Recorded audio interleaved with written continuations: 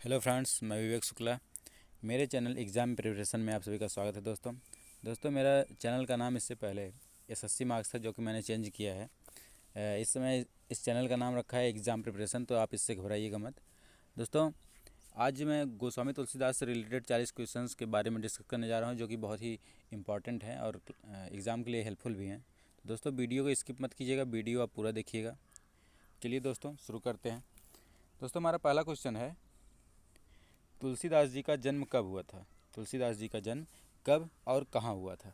तो तुलसीदास जी का जन्म 1532 ईस्वी को उत्तर प्रदेश के बांदा जिले के राजापुर गांव में हुआ था। उत्तर प्रदेश के बांदा जिले के राजापुर गांव में इनका जन्म हुआ था सन 1532 ईस्वी में। अगला क्वेश्चन है दोस्तों, तुलसीदास जी किस तरह के कवि थे? तो ये भक्ति काल के राजमार्गी शाखा के प्रतिनिधि कवि थे। ये राजमार्गी शाखा के प्रतिनिधि कवि थे। अगला क्वेश्चन है दोस्तों, तुलसीदास जी के माता और पिता कौन थे? तो इनकी माता का नाम था हुलसी देवी और इनके पिता का नाम था आत्माराम दुबे। अगला क्वेश्चन है दोस्तों हमारा, तुलसीदास जी के बचपन का नाम क्या था? तुलसीदास जी के बचपन का नाम था राम बोला। दोस्तों, ये जब पैदा हुए थे तो सबसे पहला शब्द इनके मुंह से राम का निकला था, इसीलिए इनका नाम पड़ गया राम बोला। अगला क्वेश्चन है दोस्तों, तुलसीदास जी की प्रति पालिका दासी कौन थी? इन्होंने जन्म तो नहीं दिया था, लेकिन इन्होंने पाला था इन्हें। तो प्रतिपालिका दासी, इनका नाम था चुनिया। चुनिया नाम था इनका। दोस्तों अगला क्वेश्चन है, तुलसीदास जी के आध्यात्मिक गुरु कौन थे? आध्यात्मिक गुरु कौन थे? तो आध्यात्मिक गुरु बाबा नरहरि दास थे। इनके आध्यात्मिक गुरु नरहरि दास थे। और इनके शिक्षा के गुरु कौन थे? तो इनके शिक्षा के गुरु थे सेन सनातन और काशी के कुछ विद्वान थे। इन्होंने ही इन्हें शिक्षा दी थी। अगला क्वेश्चन है दोस्तों, रामचरितमानस किसकी रचना है? तो ये रामचरितमानस जो है ये प्रसिद्ध है, तुलसीदास जी की रचना है ये। अगला क्वेश्चन है दोस्तों, तुलसीदास जी की पत्नी का नाम क्या था? तो तुलसीदास जी की पत्नी का नाम था रत्नावली। रत्नावली इनकी पत्नी का नाम था। रत्नावली किसकी पुत्री थी? सॉरी दोस्तों, ये किसकी पुत्री थी? तो ये दीनबंधु दास की पुत्री थी। रत्नावली दीनबंधु दास की पुत्री थी। दोस्तों अगला क्वेश्चन है, गोस्वामी तुलसीदास जी के हनुमान की स्तुति में की गई रचना कौन सी थी? गोस्वामी तुलसीदास जी की हनुमान की स्तुति में की गई रचना, तो ये हनुमान बाहुक था। हनुमान बाहुक हनुमान की स्तुति में की गई रचना इनकी थी। ये रचना हनुमान बाहुक है। अगला क्वेश्चन है दोस्तों, तुलसीदास जी ने रामचरितमानस की रचना कब प्रारंभ किया था? तुलसीदास जी ने रामचरितमानस की रचना, तो ये संवत 1631 को, संवत 1631 में इन्होंने इस रचना को प्रारंभ किया था, रामचरितमानस को। अगला क्वेश्चन है दोस्तों, बरवै रामायण किसकी रचना है? तो बरवै रामायण तुलसीदास जी की रचना है। तुलसीदास जी की रचना है बरवै रामायण। अगला क्वेश्चन है दोस्तों, रामाज्ञा प्रश्नावली किसकी रचना है? तो ये भी तुलसीदास जी की है। रामाज्ञा प्रश्नावली ये तुलसीदास जी की रचना है। गोस्वामी तुलसीदास जी किस काल के कवि थे? तो ये भक्ति काल के कवि थे। ये भक्ति में ही लीन रहते थे, भक्ति काल के कवि थे ये। अगला क्वेश्चन है दोस्तों, तुलसीदास जी की कौन सी कृति सर्वाधिक लोकप्रिय है? तो दोस्तों ये सभी जानते हैं, इनका सबसे लोकप्रिय सर्वाधिक कृति थी जो जिसकी रचना की थी रामचरितमानस। रामचरितमानस इनकी सर्वाधिक लोकप्रिय रचना है, जो कि आज भी लोग इसको पढ़ते हैं। तुलसीदास जी ने मानस की रचना किस भाषा में किया था? तो ये अवधी भाषा में किया था। इन्होंने मानस की एक रचना की थी, वो अवधी भाषा में हुआ था। अगला क्वेश्चन है दोस्तों, बुद्ध के बाद उत्तर भारत का लोकनायक किसे कहा गया है? तो तुलसीदास जी को। इन्हें गौतम बुद्ध के बाद उत्तर भारत का लोकनायक कहा गया है, तुलसीदास जी को। अगला क्वेश्चन है, किस कांड को मानव का हृदय स्थल कहा जाता है? तो अयोध्या कांड को। अयोध्या कांड को मानस का हृदय स्थल कहते हैं। अगला क्वेश्चन है दोस्तों, तुलसीदास जी के आदर्श कौन है? तो ये मर्यादा पुरुषोत्तम श्री राम, इन्हीं का ये आराधना करते थे। इनके आराध्य थे ये मर्यादा पुरुषोत्तम श्री राम, भगवान राम। अगला क्वेश्चन है दोस्तों, गोस्वामी तुलसीदास जी कहाँ रहकर रचनाएं लिखते थे? तो ये अयोध्या में रहकर ये सारी रचनाएं ये अयोध्या में रहकर ही करते थे। तुलसीदास जी की भक्ति भावना किस भाव की थी? तो दास से भाव की थी। ये दास, भगवान के दास बनकर ही हमेशा अपना जीवन व्यतीत किए हैं, भक्ति भावना में। अगला क्वेश्चन है दोस्तों, गोस्वामी तुलसीदास जी की अंतिम रचना कौन सी है? तो अंतिम रचना ये हनुमान बाहुक था। हनुमान बाहुक इनकी अंतिम रचना थी। अगला क्वेश्चन है, गोस्वामी तुलसीदास जी ने रामचरितमानस की रचना कब पूरी की थी?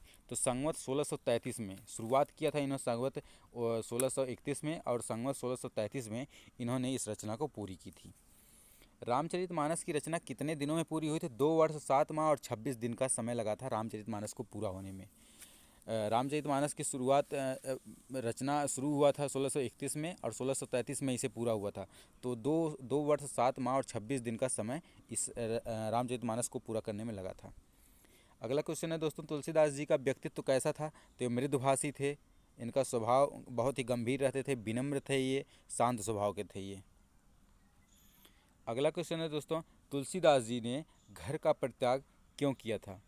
तो ये पत्नी के फटकार के कारण जब इनकी पत्नी अपने मायके गई थी तो ये पीछे पीछे ये भी नदी को लांघते हुए अपने उनके घर के छत के पीछे से सर्प को हथियार बनाकर चढ़ गए थे ऊपर और वहाँ चले गए, जिसकी वजह से इनकी पत्नी ने इन्हें बहुत फटकार लगाया था और इसी वजह से उन्होंने घर का परित्याग कर दिया और भक्ति में लीन हो गए।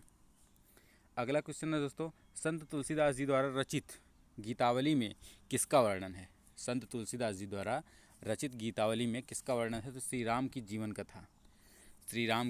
जीवन कथा इसमें पूरा लिखा हुआ है। इनका रचना था जो गीतावली उसमें।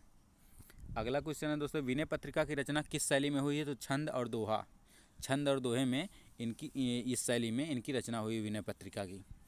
रामचरितमानस में कुल कितना दोहा है? तो 1172 दोहे हैं। रामचरितमानस में पूरे 1172 दोहे हैं। अगला क्वेश्चन है दोस्तों, तुलसीदास जी द्वारा रचित विनय पत्रिका में किसका वर्णन है? तो ये हिंदू देवी देवताओं के स्रोत और पदों की इसमें वर्णन किया गया है विनय पत्रिका में। संत तुलसीदास जी की रचनाएं किस भाषा में हैं? तो संत तुलसीदास जी की रचनाएं अवधी और हिंदी भाषा, इनकी रचना जो है अवधी और हिंदी भाषा में की गई हैं। रामचरितमानस में कुल कितने चौपाई हैं? तो ये 9388 चौपाई हैं। रामचरितमानस में 9388 चौपाई हैं। संत तुलसीदास जी की कर्मभूमि कहाँ है? संत तुलसीदास जी की कर्मभूमि तो ये वाराणसी बनारस में है इनकी कर्मभूमि। अगला क्वेश्चन है दोस्तों, तुलसीदास जी के मित्र या स्नेही कौन थे? तो अब्दुल रहीम खान खाना, नाभादास, टोडरमल, महाराजा मान सिंह, दार्शनिक मधुसूदन सरस्वती, ये इनके मित्र और स्नेही थे। अब्दुल रहीम खान खाना, नाभादास, टोडरमल, महाराजा मान सिंह, दार्शनिक मधुसूदन सरस्वती, ये सभी इनके मित्र और स्नेही थे। अगला क्वेश्चन है दोस्तों, तुलसीदास जी की शिक्षा क्या थी? ये 21 शिक्षा में पारंगत थे।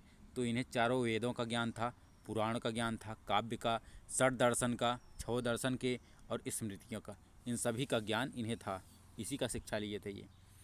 अगला क्वेश्चन है दोस्तों, रामचंद्र शुक्ल द्वारा तुलसीदास जी का उपनाम क्या रखा गया है? तो भारतीय जनता का प्रतिनिधि कवि कहे हैं ये। रामचंद्र शुक्ल जी तुलसीदास जी का उपनाम जो रखे थे वो भारतीय जनता का प्रतिनिधि कवि के रूप में ये विख्यात हैं। अगला क्वेश्चन है दोस्तों, नाभादास द्वारा तुलसीदास जी का उपनाम क्या रखा गया था? तो ये कलिकाल का वाल्मीकि इन्हें रखा गया है नाभादास द्वारा। अगला क्वेश्चन है दोस्तों, तुलसीदास जी की काव्यगत विशेषताएं क्या थी?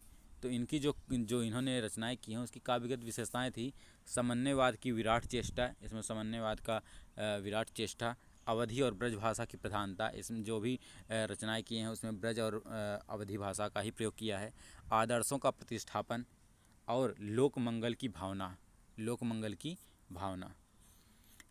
अंतिम क्वेश्चन है दोस्तों, तुलसीदास जी की मृत्यु कब और कहाँ हुई थी? तो दोस्तों तुलसीदास जी की मृत्यु बता दें सन 1623 ईस्वी, यानी संवत से अगर देखें तो 1680 में, और इनका जन्म मृत्यु 1623 ईस्वी में काशी में हुआ था। तो दोस्तों इसी के साथ ही वीडियो समाप्त होता है। दोस्तों वीडियो यदि आपको अच्छा लगे तो लाइक, शेयर और सब्सक्राइब जरूर कर दें। दोस्तों मिलते हैं हम अगली वीडियो में, तब तक के लिए धन्यवाद।